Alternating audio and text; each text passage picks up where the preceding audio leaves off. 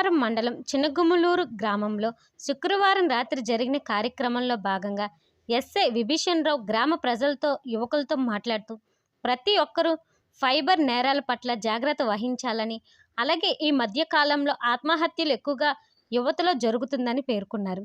తల్లిదండ్రులు జాగ్రత్త వహించి వారిని మంచి బుద్ధితో మెలిగేలా మాటలతో వారిని తీర్చిదిద్దాలని ఈ సందర్భంగా తెలియజేశారు. ఈ కార్యక్రమంలో గ్రామ సర్పంచ్ అప్పల నరసింహ, మహిళా పోలీస్ గాయత్రి, టీడీపీ కార్యకర్త కాశీ, గణేష్, రామకృష్ణ, ప్రసాద్ మరియు యువకులు, గ్రామ ప్రజలు తదితరులు పాల్గొన్నారు.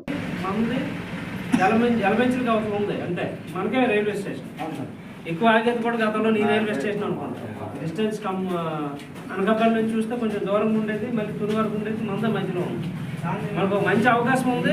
అలాగే అక్కడ చెడపేరు రాకుండా చూసుకోవాల్సిన బాధ్యత కూడా మన అందరి మీద ఉంది.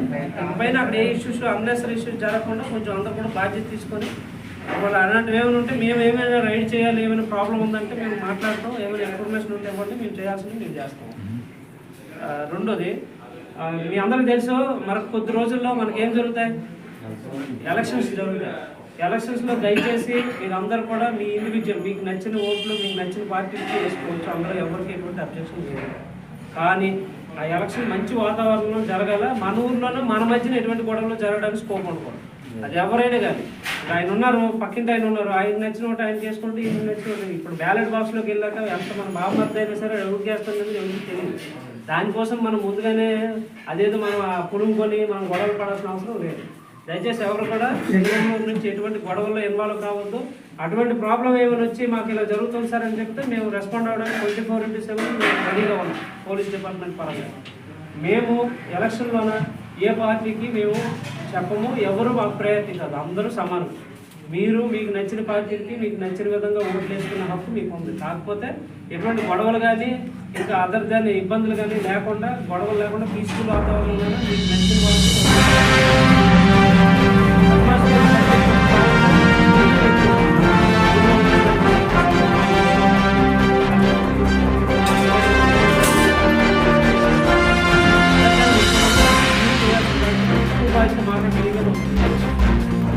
మూడోది ఎక్కడ ఉన్నోలో పోటీ చేస్తారు.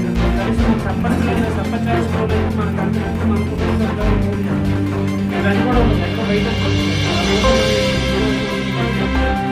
పార్టీ పరంగా ఏమైనా అభ్యర్థి ఉంటే మనం దానికి సంబంధించిన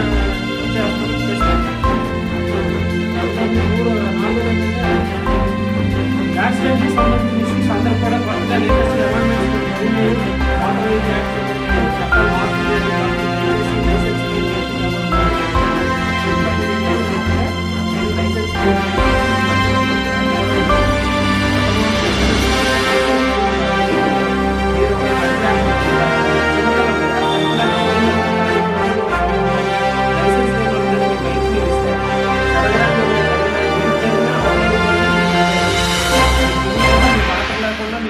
లేకుండానే మీరు నేరం చేసినట్టు అయిపోతుంది.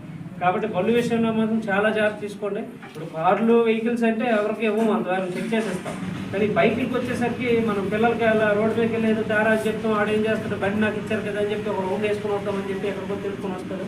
ఈలో ఏమైనా జరగదని జరిగితే మనకు తెలియకుండా మనం నేరం చేసుకుంటూ ఉంటాం. కాబట్టి కొత్తగా వచ్చిన చట్టాల ప్రకారము బండి లైసెన్స్ లేని వాళ్ళకి ఇవ్వడం నేరమే, అలాగే మైనర్ పిల్లలు డ్రైవ్ చేయడం తీవ్రమైన నేరంగా పరిగణించబడుతుంది. కాబట్టి దయచేసి ఎవరికి మీరు బళ్ళు బైకులు తెలిసి తెలియక మీరు లైసెన్స్ లేని పరిస్థితి ఇవ్వద్దు. రెండోది హెల్మెట్లు పెట్టుకోవాలని మీకు తెలిసిందే, ఆల్రెడీ గతంలో కూడా మీకు చెప్పారు. హెల్మెట్ కంపల్సరీ పెట్టుకోవాలి. డ్రైవింగ్ అయితే వెరీ స్పెసిఫిక్గా హైవే కంటే మనల్ని ఏదైనా ప్రొటెక్ట్ చేస్తుంది అంటే హెల్మెట్. ఎందుకు బాడీలో ఇంపార్టెంట్ ఆర్గన్ ఏమున్నది, హెడ్కి ఇంజూరీ కాకపోతే డబ్బులు హెడ్కి తగలకపోతే 70-90% మనం బతకడానికి స్కోప్ ఉంటుంది. మిగతా దెబ్బలు తగిలినా ఏదో ట్రీట్మెంట్ చేయవచ్చు. తలకి దెబ్బ తగిలితే బతకడం కష్టం. కాబట్టి దయచేసి హెల్మెట్ పెట్టుకుంటే అందరికీ ఉపయోగం. ఇది కాకుండా సైబర్ క్రైమ్కి సంబంధించి మీకు అన్నెసరీ ఓటీపీలు కానీ అన్నెసరీ మెసేజ్లు కానీ లేకపోతే ఏదైనా కాల్ చేసి మేము పలానా దగ్గర నుంచి మాట్లాడుతున్నాం, పలానా మీకు డబ్బులు పడలేదనో లేకపోతే పలానా పథకం మీకు వస్తుందనో పలానా లాటరీ పేలిందనో చెప్తే దయచేసి మీరు ఎటువంటి బటన్స్ ప్రెస్ చేయొద్దు. వీలైనంత వరకు ఆ ఫోన్ కట్ చేసేయండి. అలాంటి లింకులు ఏమైనా వస్తే కుర్రాలు యంగ్ బాయ్స్ ఈ మధ్యన యంగ్ బాయ్స్ కూడా ఏవో వ్యాపారాలని అవన్నీ ఇవన్నీ డబ్బులు పెట్టుబడులు పెడుతున్నారు. అలాంటివి ఏవి పెట్టుబడులు పెట్టదు. అందులో మీకు కూర్చోబెట్టి లక్షలు సంపాదించేది ఎలా అని చెప్పి ఒక క్వశ్చన్ వేస్తారు. మనం చూస్తే డబ్బులు లక్షలు ఎలా సంపాదించాలో చూస్తే ఒక లింక్ పంపిస్తారు. మొదట 4,000-5,000 డబ్బులు మనకు వస్తాయి. డబ్బులు వచ్చినాయి కదా, మనం ఎక్కువ ఇన్వెస్ట్మెంట్ చేస్తే మన డబ్బులు అనేది పోతాయి. కాబట్టి అలాగే ఏ డబ్బులు ఎవరు కూడా కూర్చోబెట్టి డబ్బులు ఎవరో కష్టపడితేనే డబ్బు వస్తుంది. అది మీ అందరికీ తెలుసు, నేను ప్రత్యేకించి చెప్పట్లేదు. కాకపోతే మనిషి ఆశాపరుడు.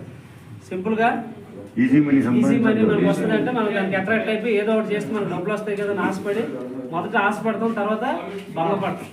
డబ్బులు మనమే పోతాయి. మనకి ఎవరు కూర్చోబెట్టి డబ్బులు ఇవ్వరు. అలా కూర్చోబెట్టి డబ్బులు ఇస్తే అందరూ ఇంట్లో కూర్చొని చేసుకుంటారు. మిగతా వ్యవసాయం చేసిన వ్యవసాయం మిగతా ఏవో పనులు చేసే వాళ్ళు అవన్నీ చేయాల్సిన అవసరం లేదు. మోరేమో వీటన్నిటికంటే ఇంతకంటే ప్రెషర్ ఉండి ఆఫీసులో పనిచేసిన వాళ్ళు కూడా అలా అక్కడ చేయదు. ఇంట్లో కూర్చొని హ్యాపీగా కంప్యూటర్ మీద కూర్చొని డబ్బులు సంపాదిస్తారు. దయచేసి అది రాదు, అలాంటివి ఏవి రావు.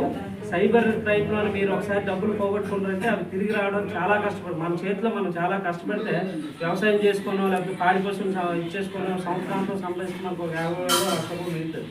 అది సింపుల్గా ఒక నిమిషంలో మన దగ్గర ఉన్న లింక్ ద్వారానో ఓటీపీ ద్వారానో డబ్బులు ఈజీగా తీసుకోండి. కాబట్టి దయచేసి ఇంటి పరిస్థితుల్లో దాని మీద నెగ్లెక్ట్ చేయొద్దు.